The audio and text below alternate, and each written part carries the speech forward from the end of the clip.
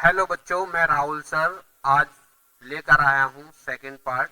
उम्मीद करता हूं आप सभी अच्छे होंगे।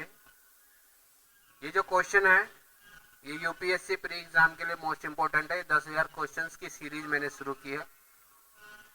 इनमें हम मोस्ट इंपोर्टेंट क्वेश्चन जो अभी तक प्रीवियस ईयर में पूछे जा चुके हैं और जिनके दोबारा पूछने के बहुत ज्यादा चांसेस हैं वो क्वेश्चंस हैं। तो आज हम स्टार्ट करेंगे। छठी शताब्दी ईसा पूर्व की राजनीतिक दशा, महाजनपदों का उदय एवं मगध साम्राज्य से। इससे पहले की जो वीडियो है उसमें मैं इससे पहले के बारे में बता चुका हूँ। ठीक है, तो जिन्होंने वो वीडियो नहीं देखी वो पार्ट 1 है, वो देख लेना। अब हम स्टार्ट करते हैं। सेकंड पार्ट के अंदर कोशिश करेंगे ज्यादा से ज्यादा क्वेश्चन कवर कर सके जो कि आपके लिए हेल्पफुल हो और आपके एग्जाम में आपकी मदद करे। ठीक है मेरे प्यारे दोस्तों, मेरे बच्चों, स्टार्ट करते हैं हम। ठीक है,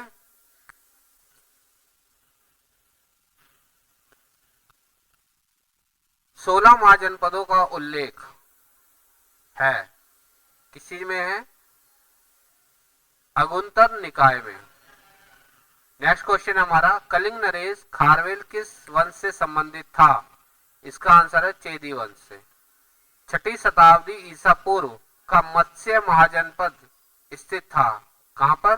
राजस्थान में। देखो ये जिस ईयर में ये यूपीएससी में क्वेश्चन पूछा गया है, मेंस में, प्री में, जब भी पूछा गया है वो इसमें यहाँ पे मेंशन किया हुआ है। ठीक है, किस प्राचीन नगर के अवशेष कुम्हार स्थल से प्राप्त हुए हैं?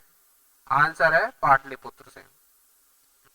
मालवा क्षेत्र पर मगध की सत्ता का विस्तार किसके शासन काल में हुआ था? आंसर है शिशुनाग।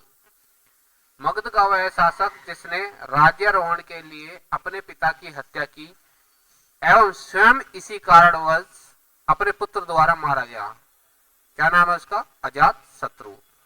मगध का वह सम्राट जिसे अपरो परशुराम के नाम से जाना जाता है, क्या नाम से? अपरो परशुराम के नाम से जाना जाता है। क्या नाम है उसका? महापद्मनंद। प्राचीन श्रावस्ती का नगर विन्यास आकृति है, कैसी आकृति है? अर्धचंद्राकार। छठवीं शताब्दी ईसा पूर्व सुक्तिमती राजधानी थी किसकी? चेदी की। अभिलिखित साक्ष्य में प्रकट होता है कि नंद राजा के आदेश से एक नहर खोदी गई थी, कहां पे? कलिंग में। उदयन वासवदत्ता की दंत कथा संबंधित है। उदयन वासवदत्ता की दंत कथा किससे संबंधित है? कौशाम्बी से। किससे? कौशाम्बी से। अब हम बात करेंगे आगे। नेक्स्ट टॉपिक है हमारा धार्मिक आंदोलन। इससे इंपॉर्टेंट क्वेश्चन कौन कौन से पूछे गए हैं अभी तक वो देखो। जैन धर्म के संस्थापक हैं कौन? ऋषभदेव। महावीर स्वामी का जन्म स्थान है कुंडलपुर। महावीर स्वामी को ज्ञानोदय प्राप्त हुआ था ऋजुपालिका नदी के तट पर। महावीर का प्रथम अनुयायी बना कौन? जमाली।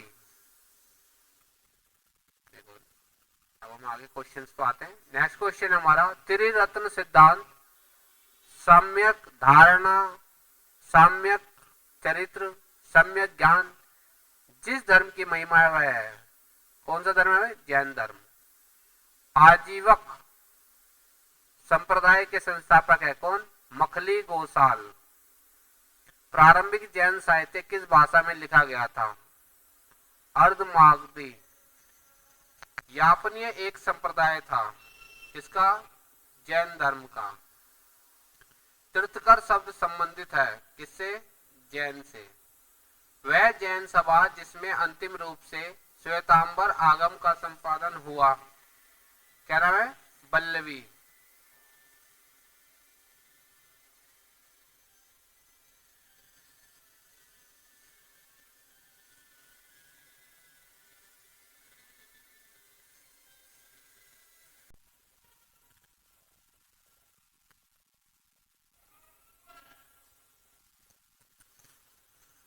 नेक्स्ट हमारा प्रवासगिरी जिनका तीर्थस्थल है वे है जैन।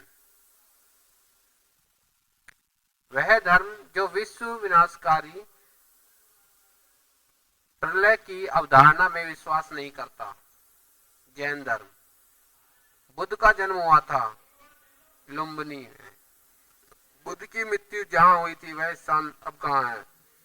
उत्तर प्रदेश। बुद्ध के जीवन की वह घटना जिसको महाभिनिष्करण कहते हैं के रूप में जाना जाता है, क्या नाम है उसका? गृह त्याग। गौतम बुद्ध ने अपना प्रथम प्रवचन दिया कहाँ पे? सारनाथ में। बुद्ध के उपदेश संबंधित हैं आचरण की शुद्धता व पवित्रता पर। भारतीय कला में बुद्ध के जीवन की किस घटना का चित्रण मृग संहिता चक्र द्वारा हुआ है? प्रथम उपदेश। इसका आंसर है धर्म चक्र प्रवर्तन किया गया था किसमें? सारनाथ में। सारनाथ में अपना प्रथम प्रवचन दिया था किसने? महात्मा बुद्ध ने। बुद्ध ने सर्वाधिक उपदेश दिए थे श्रावस्ती में। बौद्ध संघ में भिक्षुणी के रूप में स्त्रियों के प्रवेश की अनुमति बुद्ध द्वारा दी गई थी, कहाँ पे? वैशाली में। बुद्ध के जीवन काल में ही संघ प्रमुख होना चाहता था कौन? देवदत्त। बुद्ध द्वारा रूपांतरित में अंतिम व्यक्ति था सुबुद्ध। त्रिपिटक है क्या? बुद्ध के उपदेशों का संग्रह है। बौद्ध धर्म में त्रिरत्न इशारा करता है इसकी ओर? बुद्ध, धम्म और संघ की ओर। प्रथम बौद्ध समिति का आयोजन हुआ था कहाँ पे? अजात शत्रु के शासनकाल में। संसार अस्थिर और क्षणिक है, यह कथन था किसका? बौद्ध का। वह बौद्ध ग्रंथ जिसमें संघ जीवन के नियम प्राप्त होते हैं, उसका नाम है विनय पिटक। विदेशी राजा जिसने समुद्रगुप्त से अनुरोध किया था कि उसे भारत में बौद्ध विहार बनाने की अनुमति दी जाए, वह था कौन? मेघवर्मन। क्या नाम था उसका? मेघवर्मन। नेक्स्ट क्वेश्चन है हमारा, बोध गया में महात्मा बुद्ध ने 2 बंजारों को उपदेश देकर अपना उपासक बना लिया था। वे 2 बंजारे थे, कौन थे? मल्लिक और तपस्सु। सप्तपर्णी गुफा स्थित है कहाँ पे? राजगृह बिहार में। विशुद्धि मग नामक पुस्तक किस संप्रदाय से संबंधित है? हीनयान से। शून्यता के सिद्धांत का सर्वप्रथम प्रतिपादन करने वाले बौद्ध दार्शनिक का नाम है नागार्जुन।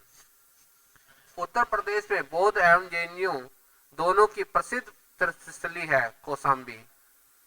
बौद्ध तथा जैन दोनों ही धर्म विश्वास करते हैं कि कर्म तथा पुनर्जन्म के सिद्धांत सही हैं। अफगानिस्तान का बामियान प्रसिद्ध था बुद्ध प्रतिमा के लिए। किसके लिए? बुद्ध प्रतिमा के लिए। देश में मूर्ति पूजा की नींव रखी गई थी बौद्ध धर्म में। वह काल जिसमें बुद्ध की खड़ी प्रतिमा बनाई गई, कुषाण काल। बुद्ध की खड़ी प्रतिमा किसमें? कुषाण काल में। भूमि स्पर्श मुद्रा की सारनाथ बुद्ध प्रतिमा संबंधित है गुप्त काल से। विक्रमशिला विहार का संस्थापक था कौन? धर्मपाल।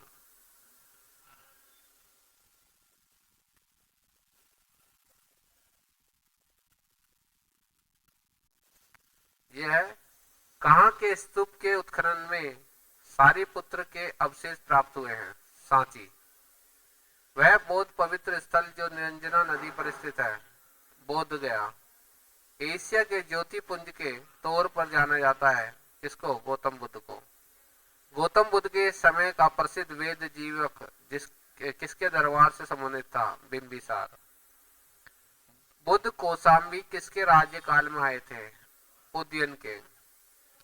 तिब्बत में बौद्ध धर्म के सुधार में महती भूमिका निभाने वाले उपाध्याय अतीश किस बिहार के प्रसिद्ध विद्वान थे? विक्रमशिला के। महती भूमिका निभाने वाले उपाध्याय अतीश। ठीक है। अर्धनारीश्वर मूर्ति में आधा शिव तथा आधा पार्वती प्रतीक है किसके? देव और उसकी शक्ति का योग। ठीक है। नेक्स्ट क्वेश्चन है हमारा भगवत संप्रदाय एवं ब्राह्मण धर्म से। ठीक है, इससे इंपॉर्टेंट जो क्वेश्चन है रिलेटेड वो हम करेंगे। वह देवता जिसको कला में हल किए प्रदर्शित किया गया है? बलराम। रामायण के वह कांड जिसमें राम और हनुमान की पहली भेंट का वर्णन है, क्या नाम है? किष्किंधा कांड। भागवत संप्रदाय में भक्ति के रूपों की संख्या है 9। तुम्हारा अधिकार कर्म पर है, फल की प्राप्ति पर नहीं। यह किस ग्रंथ में कहा गया है? किसमें? गीता में। मोक्ष के साधन के रूप में ज्ञान, कर्म तथा भक्ति को समान महत्व देता है। कौन? भगवत गीता। भागवत धर्म से संबंधित प्राचीन अभिलेख साक्ष्य मिलता है। किसमें? हेलियोडोरस का बेसनगर अभिलेख में। आदि शंकराचार्य द्वारा स्थापित 4 मठ स्थित है। जोशी मठ, द्वारका, पुरी, श्रृंगेरी। नैनार्थे शैव धर्मानुयायी। ये देखो, ये मैचिंग है।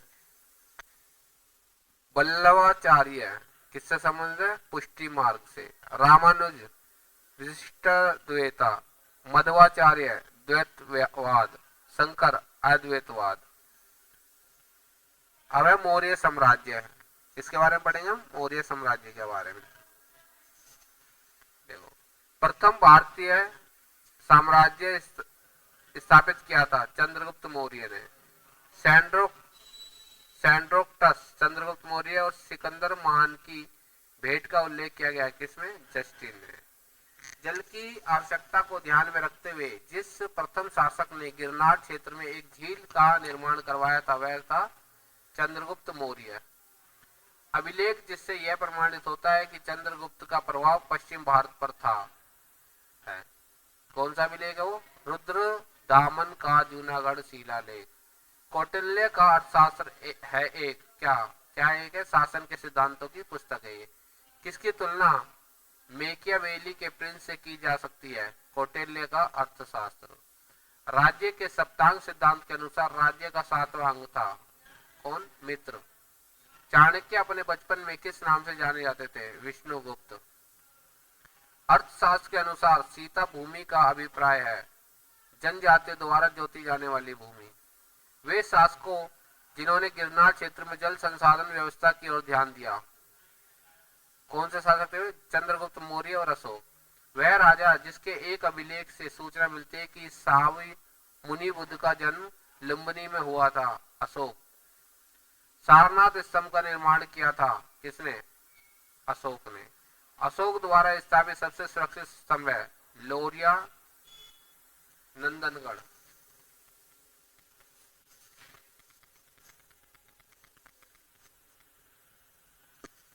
अशोक का वह अभिलेख जो कनक मुनि बुद्ध के अस्तित्व को प्रमाणित करता है निगाली सागर स्तंभ अभिलेख। गुर्जरा लघु शिलालेख जिसमें अशोक का नाम उल्लेख किया गया है स्थित है मध्य प्रदेश के दतिया जिले में। अशोक ने निम्न अभिलेखों में से पूर्ण रूपेण धार्मिक सहिष्णुता के प्रति समर्पित अभिलेख है शिलालेख 12। ब्राह्मी लिपि को सर्वप्रथम पढ़ा। किसने? जेम्स प्रिंसेप ने। वह स्थान जहां प्राप्त अशोक ब्राह्मी लिपि का पता चला अनुराधापुर। पत्थर पर प्राचीनतम शिलालेख किस भाषा में था? प्राकृत। अपने साम्राज्य के उत्तरी पश्चिमी भाग में उत्कीर्ण राजाओं के लिए अशोक ने लिपियों का प्रयोग किया। क्या? कौन सा? अरामाइक, ग्रीक एवं खरोष्टी। इलाहाबाद में अशोक स्तंभ किस शासक के बारे में सूचना प्रदान करता है? समुद्रगुप्त के बारे में। पाषाण भारत में आया था कब? 399 एडी 399 एडी में आया था। कलिंग युद्ध का विवरण हमें ज्ञात होता है 13वें शिलालेख से। मौर्यन मंत्री परिषद में राजस्व इकट्ठा करने से संबंधित था समाहर्ता। अशोक का समकालीन तुर्मे कहाँ का राजा था? मिस्र का। मकदूनिया में अशोक का समकालीन राजा था एंटीगोन गोंटास। टालमी फिलाडेल्फस जिसके साथ अशोक के राजनीय संबंध थे कहाँ का शासक था? मिस्र का।